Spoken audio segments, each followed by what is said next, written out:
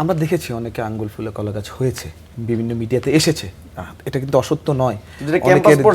অনেকের আমি বললাম ক্যাম্পাস পর্যায়ে না, অনেকে ক্যাম্পাস পর্যায়ে যদি না হয় তাহলে তো আরো বেশি অন্যায় হয়েছে, কারণ এই ক্যাম্পাসের শিক্ষার্থীদেরকে দিয়েই তো আন্দোলন বেগবান হয়েছে।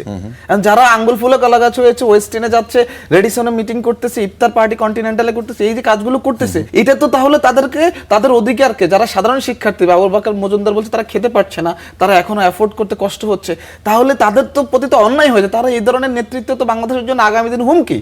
যেই নেতৃত্বরা সাধারণ শিক্ষার্থীদের ব্যানারের নেতৃত্ব দিয়ে আজকে বিভিন্ন বড় বড় মঞ্চে গিয়ে কথা বলছে, বিভিন্ন জায়গায় গিয়ে প্রোগ্রাম করছে, সভা করছে, কাদের সাধারণ শিক্ষার্থীদের মাথা বিক্রি করেই তো হয়েছে নেতা, না হলে তো এত সোজা ছিল না। এই কথাটা ভাই মাথা বিক্রি করে নেতা হয়েছে, এটা তো মানে আমি সরি না, আমি আবু বকর মজুমদারের কথাকে টেনে নিয়ে বলেছি যে সে বলেছে সাধারণ শিক্ষার্থীরা বা যারা ছাত্র শক্তি আছে বা ছাত্রদলের কথাও বলেছে, হ্যাঁ এরকম তো পর্যন্ত, কিন্তু ওই আপনি তো ম্যাসিভলি বলতে যান, বাকে তো ম্যাসিভলি বলছে যে সবাই তো না।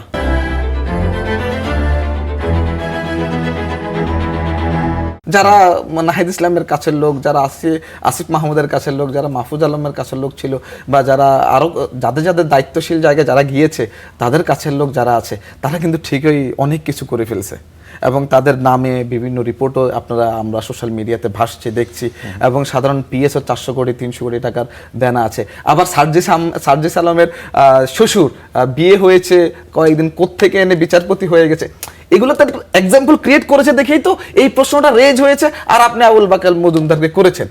আপনি তো এটা যদি কোনো কিছু উৎপন্ন না হতো তাহলে নিশ্চয় আপনি বলতেন না। আপনি তো এই বিষয়গুলো দেখেই মানুষ, বাস্তবতা কি তা নয়? আপনি কি অবিশ্বাস করতে পারবেন যে লাস্ট 18 মাসে এনসিপি মানেই তো এভরিহোয়ার? আবু বাকেল মজুমদার একটা এক্সেপশন হতে পারে, তার ব্যক্তিগত, আমি তাকে নিয়ে রিসার্চ করছি না, ওনাকে নিয়ে আমি রিসার্চ করছি না, উনি কোন সচিবালয়ে যায় নাই, কোন মিনিস্ট্রিতে যায় না, বা কোন ডিপার্টমেন্টে যায় না, আমি যাই না। আমরা বাংলাদেশ জাতীয় ছাত্রদল এখন পর্যন্ত কোথাও যায়নি, আমি কাজে ছাত্রদল কোথাও যায়নি, আমি যাইনি, আমি আমার কথা বলতে পারি, বাকের যেরকম বাকের কথা বলছে আমি যাই। এবং আমাদের এরকম অসংখ্য নেতা কর্মী যারা passionately politician, at least 70 years politics করে যাচ্ছে, তাদের ম্যাক্সিমামই কিন্তু এরকম অনেক জায়গায় যায়নি। আচ্ছা, এটা বাস্তবতা। তো এই ধরনের কিছু, কিন্তু ওই যে মানুষ, সেই সকল মানুষগুলো, যে সকল মানুষের ব্যাপারে প্রশ্ন রেজ হয়েছে, যাদের চলাফেরা লাইফস্টাইল দেখে প্রশ্ন রেজ হয়েছে, সেটা প্রশ্নটা রেজ হওয়াটাই স্বাভাবিক। এরকম হয়েছে 5 আগস্টের পরবর্তীতে সবচেয়ে বেশি নিয়োগ বাণিজ্য হয়েছে, সবচেয়ে বেশি ট্রান্সফার বাণিজ্য হয়েছে। সেটা কারা করেছে? কারা ছিল স্টিয়ারিং এ? কারা সমন্বয়ক থেকে আন্দোলনের সকলের অংশগ্রহণ ছিল, সকল শ্রেণী পেশার মানুষের, সকল দল মত নির্বিশেষে সবার।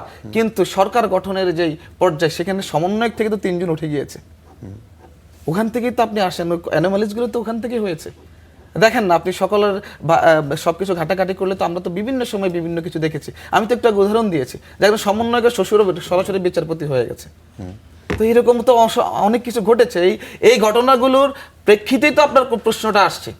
না, সেই জায়গায় কি ছাত্রদলের কোনো জায়গায় ছাত্রদল ছিল না? আমি কাজী জিয়াউদ্দিন বাসাত, আমি আমার কথা বলতে পারবো, আমার কি পরিবর্তন হয়েছে? বরং 5 আগস্টের পরবর্তীতে আমার ছাত্র সংগঠনটাকে আরো বেশি গতিশীল করার লক্ষ্যে বিভিন্ন উদ্যোগ গ্রহণ করতে গিয়ে আমাকে অনেক কিছু ফেস করতে হয়েছে।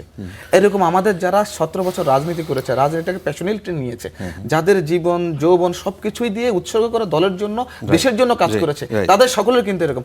এখন আপনি যদি স্পেসিফাই করতে পারেন যে ছাত্রদলের অমুক নেতা এটা হয়েছে, তাহলে আমি বলবো যে কিভাবে হয়েছে, তাহলে আমি দেখতে পারবো। কিন্তু আমার জানা মতো ছাত্রদলের যারা মূল স্টিয়ারিং এ ছিল, নেতৃত্বে ছিল বিগত 17 বছর, যারা পরিশ্রম করেছে, ত্যাগ করেছে, তাদের বিরুদ্ধে কিন্তু আপনি চাইলে কিছু দেখাতে এখন পর্যন্ত পারবেন না।